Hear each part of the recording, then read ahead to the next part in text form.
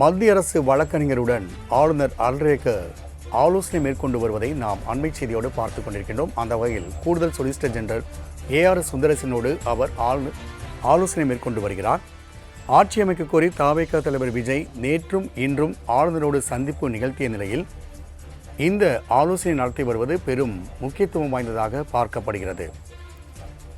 118 எம்எல்ஏக்களின் ஆதரவு அல்லது ஆதரவு கடிதம் இந்த ஆவணத்தில் எதை ஒன்றை காண்பித்தாலும் பதவி பிரமாணம் செய்து வைக்க தயார் என ஆளுநர் தெரிவித்த நிலையில் ஆட்சி அமைக்க கோரி 2 முறை ஆளுநரை தவேக தலைவர் விஜய் சந்தித்த நிலையில் இந்த ஆலோசனை கூட்டமானது தற்போது நடைபெற்று வருகிறது. அந்த வகையில் மத்திய அரசு வழக்கறிஞரோடு ஆளுநர் அர்லேக்கர் தீவிர ஆலோசனை மேற்கொண்டு வருகிறார்.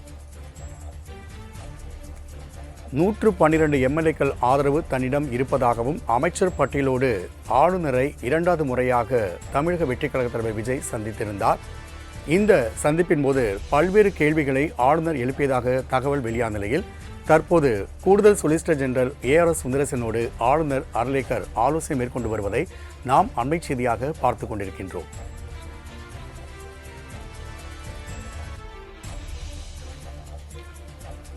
மத்திய அரசு வழக்கறிஞரோடு ஆளுநர் ஆலோசனை மேற்கொண்டு வருகிறார்.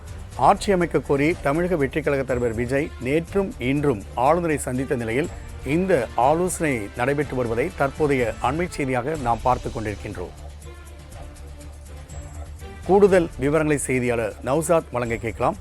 நௌசாத், 2 முறை தமிழக வெற்றிக் கழக தலைவர் விஜய் ஆளுநரை சந்தித்து ஆட்சி அமைக்க கோரிய நிலையில் தற்பொழுது மத்திய அரசு வழக்கறிஞரோடு ஆளுநர் ஆலோசனை மேற்கொண்டு வருவதை நாம் பார்க்க முடிகிறது. ஏற்கனவே உச்சநீதிமன்றத்தை தமிழக வெற்றிக் கழக தலைவர் விஜய் நாடவிருந்த நிலையில் இந்த ஆலோசனை என்பது ஒரு முக்கியத்துவமாக பார்க்கப்படுகிறது.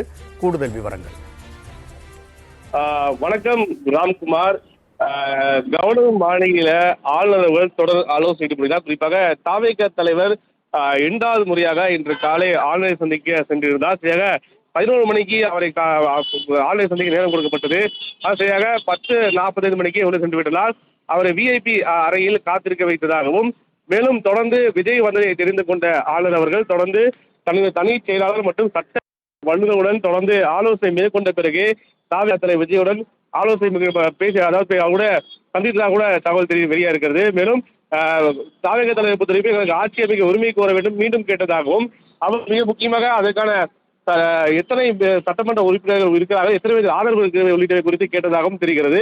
அந்த அடிப்படையில் பார்க்கும்போது தவேக பதவியேற்பு விழாவை நடத்த வேண்டும் கோரிக்கை வைத்ததாகவும், மீண்டும் அதை ஆலோசித்து நாளைக்கு அதுக்கான விவரத்தை ஆளுநர் தரப்பிலிருந்து தெரிவிப்பதாக கூட தெரிவித்திருந்தார்கள். அந்த அடிப்படையில் தவேக விஜய் அவர்கள் ஆளுநரை சந்தித்து தன்னுடைய பட்டினப்பாக்கத்து அலுவலகத்தில் தொடர்ந்து மூத்த நிர்வாகிகளுடன் ஆலோசனை மேற்கொண்ட மீண்டும் சட்ட வல்லுநருடன் கவர்னர் ஆலோசனை மேற்கொண்டது மிக முக்கியத்துவமாக பார்க்கப்படுகிறது. ஏனென்றால் தொடர்ந்து ஆளுநரை பல்வேறு நபர்கள் விமர்சனத்துக்கு உள்ளாக்கி வருகிறார்கள். ஏனென்றால் ஒரு கட்சி ஆதரவு கோரி கடிதம் கொடுக்கும் பட்சத்தில் அவங்களை மிக பதவியேற்பு விழா செய்ய வேண்டும். அடுத்த பிறகு சட்டப்பேரவை வளாகத்திலேயே பெரும்பான்மை நிரூபிக்கிறதுக்கு வாய்ப்பை ஏற்படுத்த வேண்டும் என்பதே மரபாக இருக்கிறது.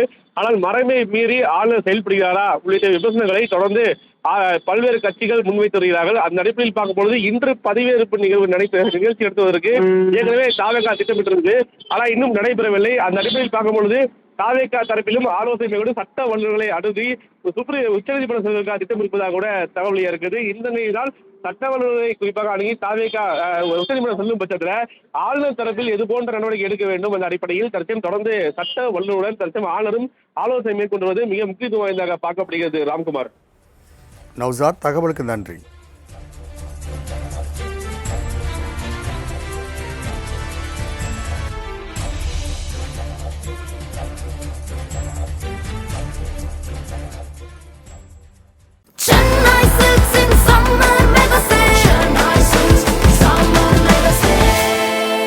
The Chennai Silks in Mega Summer Sale.